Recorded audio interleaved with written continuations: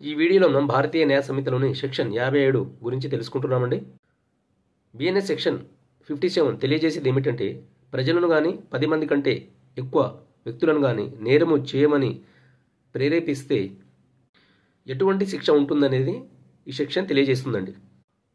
ఒక నేరమును చేయమని చెప్పేసి ప్రజలను కానీ 10 మంది కంటే ఎక్కువ వ్యక్తులను కానీ లేకుంటే ఒక వర్గమును కానీ ఎవరైనా ఒక వ్యక్తి ప్రేరేపిస్తే, ప్రేరేపించిన వ్యక్తి ఎవరైనాను 7 సంవత్సరాల సాధారణ జైలు శిక్ష లేకపోతే కఠిన కారాగార శిక్ష, 7 సంవత్సరాల కఠిన కారాగార శిక్ష, జరిమానా లేకపోతే జైలు శిక్ష మరియు జరిమానా రెండు విధించవచ్చండి. ఫర్ ఎగ్జాంపుల్ చూద్దాము, ఒక ఉదాహరణ చూద్దామండి. ఏ నేతను ఒక బహిరంగ ప్రదేశంలో ఒక ప్రకటనను అంటించాడు.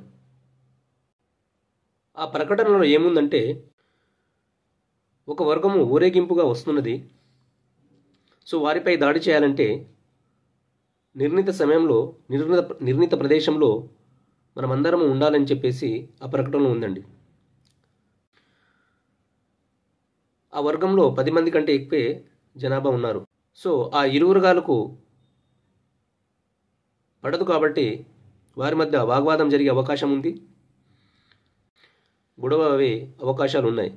కాబట్టి అలా జరిగితే ఈ సెక్షన్ కింద ఎవరైతే ఆ నేరాన్ని ప్రోత్సహించాడో, ఎవరైతే ప్రకటనను ఒక దగ్గర అందరికీ తెలిసేలా చేశాడో బహిరంగ ప్రదేశంలో, అతను ఈ సెక్షన్ కింద శిక్షార్హుడు అవుతాడండి.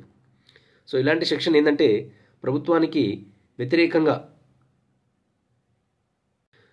చేయు కార్యక్రమాల్లో జరుగుతుందండి.